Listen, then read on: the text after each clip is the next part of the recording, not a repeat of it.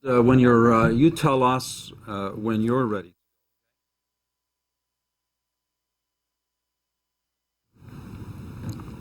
Welcome and thanks for joining us this morning. I want to introduce my guests who will make brief statements and will also be available for questions later. On my right are Councillors Pat Mullin and Jim Tovey from the City of Mississauga. On my left are Councillors Jane Twinney and Chris Emanuel from the town of Newmarket. And also joining us to my left is Ms. Lois MacDonnell, representing the Glenway Preservation Association. This afternoon, during private members' business, we'll be debating my bill, the Preserving Existing Communities Act. Now, if passed, decisions made by municipal councils rejecting development proposals that involve intensification of existing residential areas and do not comply with the official plan of that municipality will be final and will not be subject to appeal to the Ontario Municipal Board. Now, why is that legislation necessary? Well, from time to time, we don't get it quite right in this place. Legislation can have unintended consequences, and when those unintended consequences become evident, I believe that we have a responsibility to amend that legislation to ensure that the public interest is served. The Places to Grow Act and its companion legislation, the Growth Plan for the Greater Golden Horseshoe, is a case in point. As currently written, the Places to Grow Act and the Growth Plan direct that a significant portion of new growth is to take place through intensification in existing built-up areas. In fact, the Growth Plan prescribes specific population and intensification targets for municipalities, and those municipalities are actually required to bring their official plans into conformity with those targets.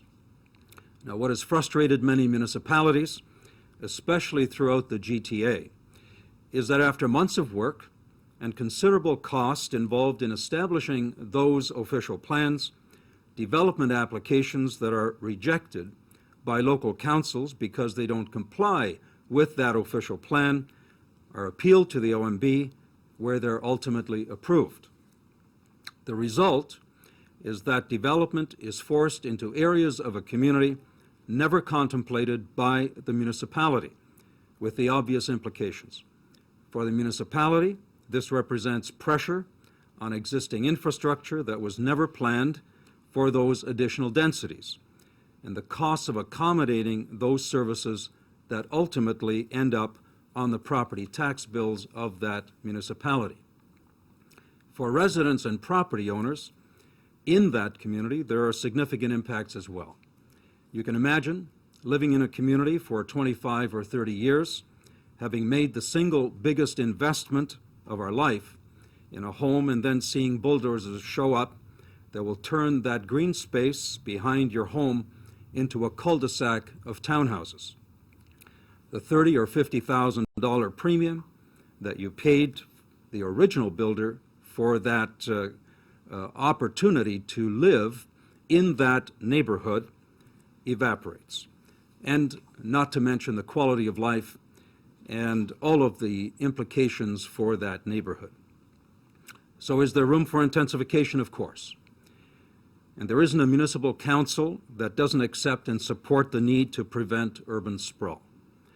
But that intensification should take place in the areas designed for those densities in the municipality's official plan. And those official plans should not be arbitrarily overturned by the Ontario Municipal Board.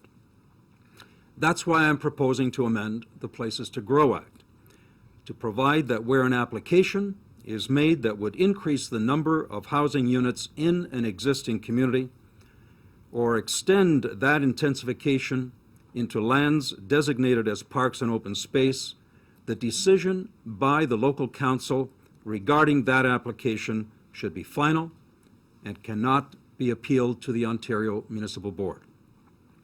I want to make it very clear that the amendments I'm proposing will not prevent a developer from working with a municipality to come to reasonable terms on a proposed application. But it will ultimately be the local council that will have the final decision, not the Ontario Municipal Board. And I also want to underscore that this amendment applies in circumstances where, first, a municipality has an official plan that has been approved by the province, and that official plan conforms to the requirements of the province's Places to Grow Act with regard to population and intensification numbers. I also want to point out that official plans come up for review every 5 years. There's a process for developers to propose changes to official plans, and I believe that that process should be respected. The disrespect for that process is what is causing the frustration and the increasing tension over the planning process right across the province. Now, since tabling my bill on March 27th, a number of municipalities have passed resolutions supporting the bill, including the City of Mississauga, Oakville, and Newmarket. I'd like to call now on Mississauga Councillor Pat Mullin to make brief comments. Councillor Mullin. Thank you very much and good morning. I'm here today first and foremost to congratulate MPP+klees for the private members bill going forward. We have waited, certainly at the City of Mississauga, for many years for Ontario Municipal Board reform. The communities that I represent have seen our official plans be overturned by the Ontario Municipal Board. The work that goes into official plans takes a considerable amount of time and a considerable amount of money. Our official plans should be respected. I'm here today to say that we at the City of Mississauga would like very much to be a part of the conversation and hopefully making amendments to this bill to make certainly a better reform in terms of the Ontario Municipal Board and to protect communities. I would like to introduce my colleague, Councillor Tovey, who also introduced a motion that was passed unanimously by the City of Mississauga. Thank you very much, Councillor Mullin, and thank you, MPP+klees. This is something that's long overdue, and I'll be very brief, but one of the items in this conversation that's sort of been missing, and MPP+klees touched on it briefly, is the cost, the infrastructure cost. The region appeal is, which we are also, Pat and I are also councillors, they're upfronting $1.5 billion to prepare for the growth in our regional official plan. If we take that density and we put it in another location, that means we have to come back and resurface all of these areas, and the cost of that in my area alone could be as much as $150 million. So we really need to think about what's important for our children in also respecting the plan. So I'm really hopeful that this passes and goes to committee and we can have a great all-party conversation about how we can fix this and make things better for the future. Thank you. Thank you. I'd like to introduce Councillor Jane Twinney from Newmarket. Jane. Thank you. Thank you, Mr. Klees. For myself, this is a very important bill for all municipalities. And as an elected official for the town of Newmarket, which has adopted an official plan approved by the province in Ontario and complying with provincial legislation as well as with the Places to Grow Act, that outlines specific areas of intensification to meet our growth targets, it is very frustrating to have that ability to stand by our official plan taken away. And municipalities spend thousands of dollars on these plans. We're going through the process of our secondary plan now as well. And therefore, let us be the ones that determine how our municipalities should end up looking. Let us have the final say of what our community should look like. We have it demonstrated in our official plan, but yet we know that we know what's best for our community, and we have an official plan that demonstrates this. Let us be the one that stands by this. Thank you. And Councillor Chris Emanuel from the town of Newmarket. Chris. Thank you. Thank you, Frank, and thank you to my colleague, Jane Twinney, who introduced a motion at Newmarket Council, which was supported by our council in support of MPP Frank Klees' bill. At the core of this issue is about speaking to the municipality's autonomy in determining its future in how it develops. We're not a community that's shucking our responsibility with respect to places to grow. In fact, I think we've done a very diligent job in our approved official plan in designating where that growth should take place. What the core of this issue is we should be able to find and determine those local solutions. Our official plan is developed with residents, in consultation with residents, with the development community, and we've got a plan that there should be some level of confidence from our residents who back onto crucial green space that was not designated for growth, recognizing that we've designated that growth to take place elsewhere. I should point out that the province of Ontario is spending considerable dollars on the Viva rapid transit system throughout York Region. We've designated that growth to take place along that corridor. If the growth doesn't take place on that corridor and continues to sprawl, it's setting up that transit system to fail. And that's something I don't want as a provincial taxpayer. And I think we need to look to the local communities that have the local solutions on how to accommodate the growth mandates imposed by Places to Grow. So thank you. And I'm also here proud to be with a local resident as well that I think recognizes the value of this legislation. Thank you, Frank. Thanks, Chris. And with that, Lois MacDonnell from it's the Glenway Preservation Association, right? Yes. Please. Thank you. Thank you and good morning. I just, as a representative of the executive for the Glenway Preservation Association, want to establish the fact that we're not against growth.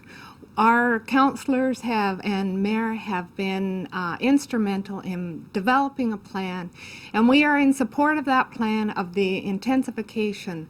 But where this is going to stop, or how it's going to stop, I don't know, because the green space is limited in Newmarket. We are basically landlocked in Newmarket. We have limited space, a green space, and the green space that is about to be developed or is proposed to be developed is not in the official plan. It is unwanted and unnecessary to meet our growth expectation for this. And so I thank you for putting this motion forward, and we hope that it gets passed and goes to committee. Thank you.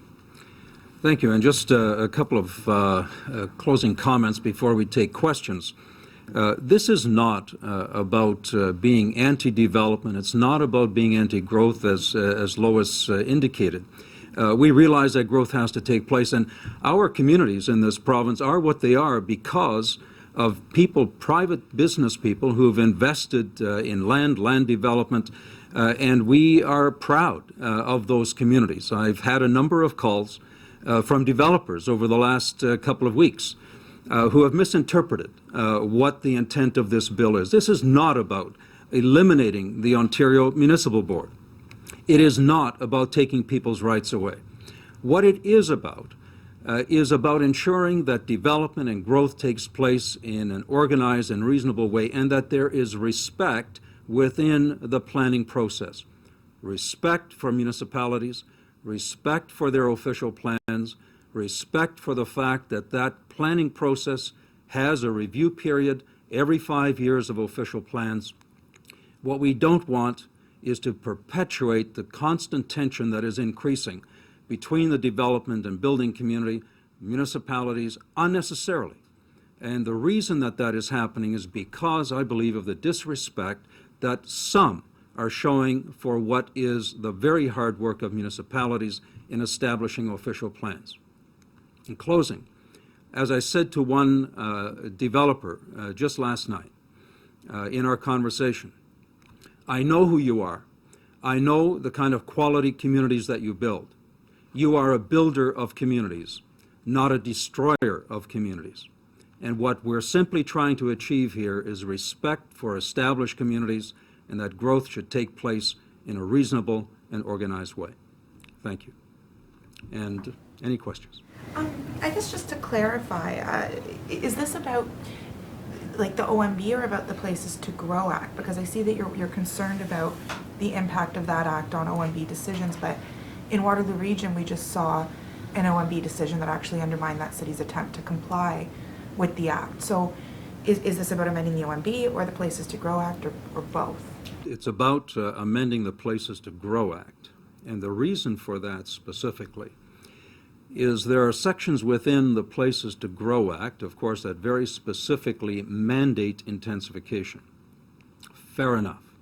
However, the Places to Grow Act also contains specific wording that actually states that the targets, the growth targets that are set out in the plan, in the growth plan, are to be deemed as minimum. So you have a situation where even if a municipality achieves its growth plans and its growth targets, because of how that act is written, the Ontario Municipal Board interprets that, and may well interpret that, as being simply the minimum targets, and so you have applications coming forward. The Ontario Municipal Board, being a quasi-judicial board, cannot make decisions based on whim.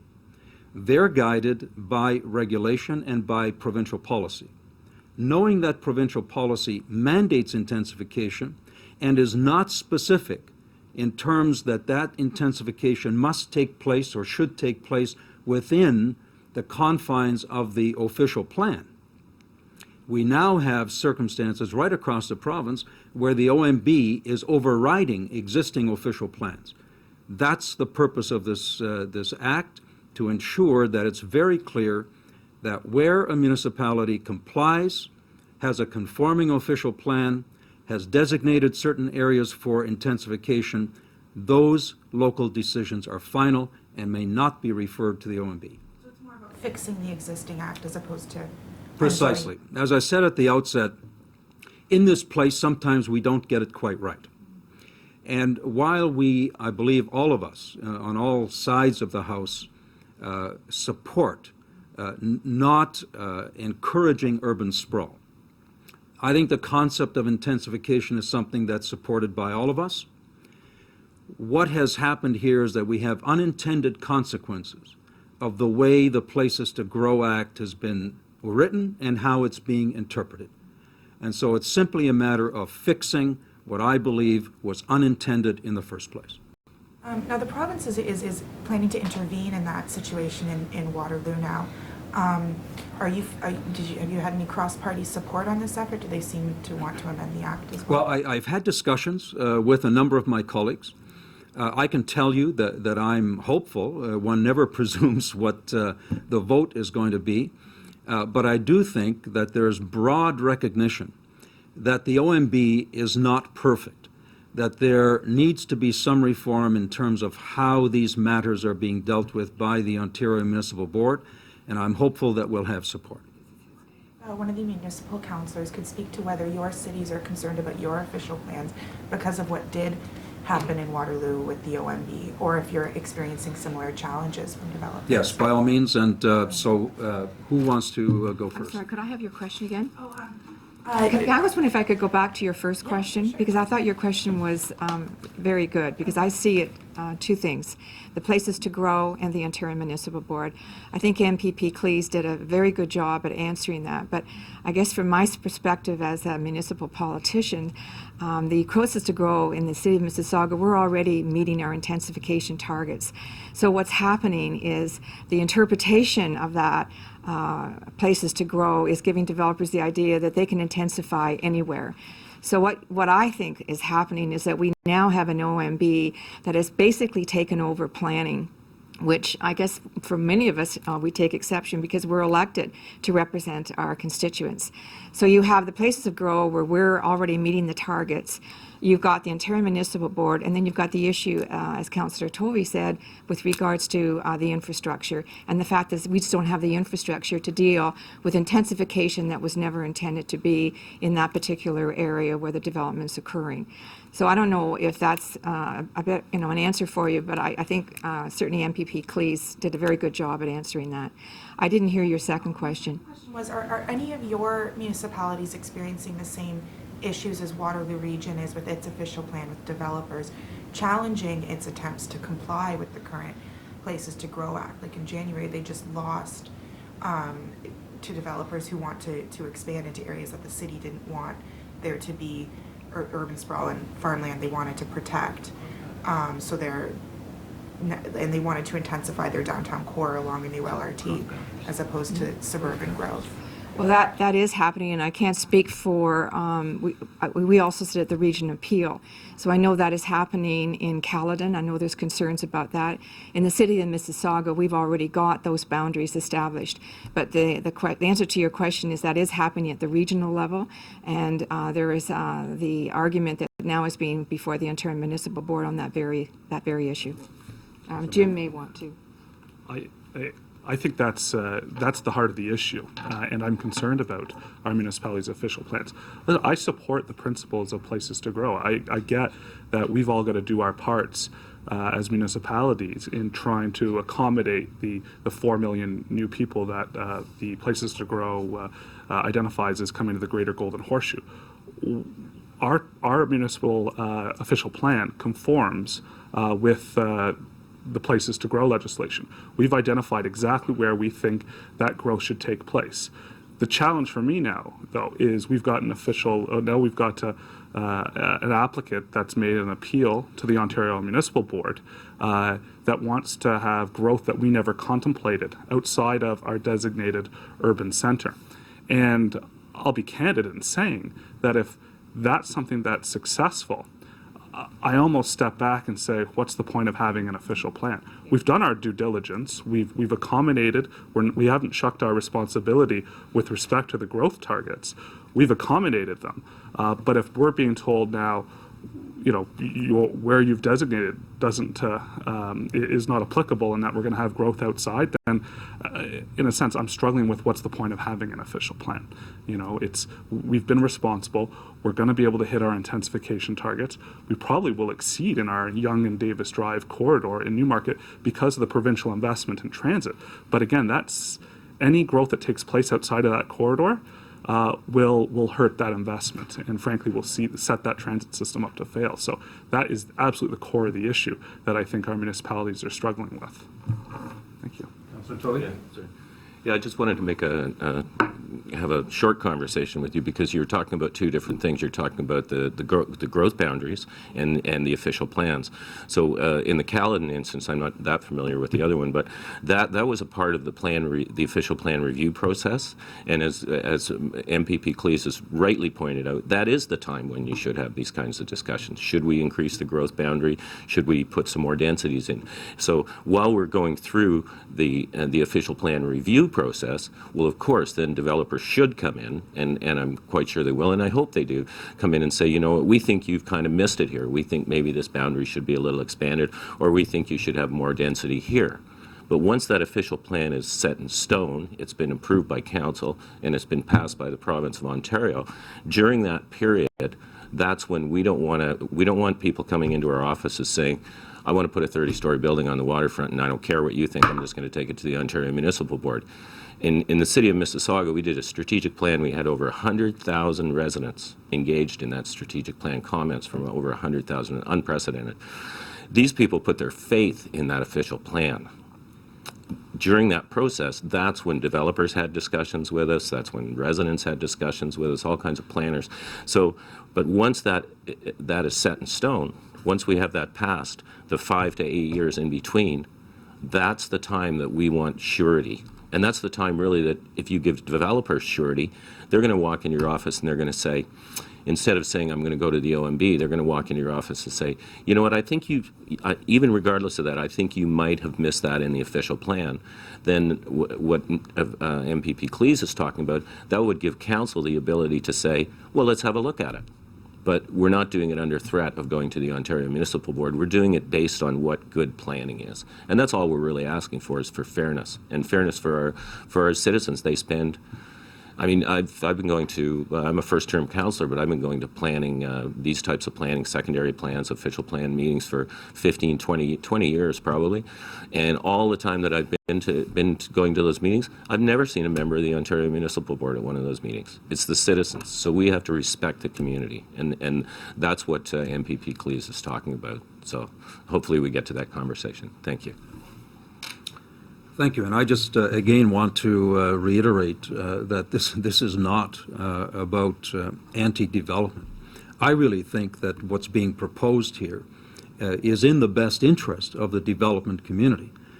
because it is bringing fairness, it's bringing logic, it's respecting the process, and there's a reason for the process. I think that it's a very few players in the development community who have taken it upon themselves to disrespect the process. And I think that doesn't augur well, unfortunately, for the entire industry, because it paints everyone with the same brush, and that's unfair. We have people, we have businesses, we have developers within this province who do an outstanding job and who bring forward applications that are consistent, that are respectful, negotiations take place, and that's the way it should be. Okay. Thank you. All right, thank you. Thank you very much. Thank you, Jen.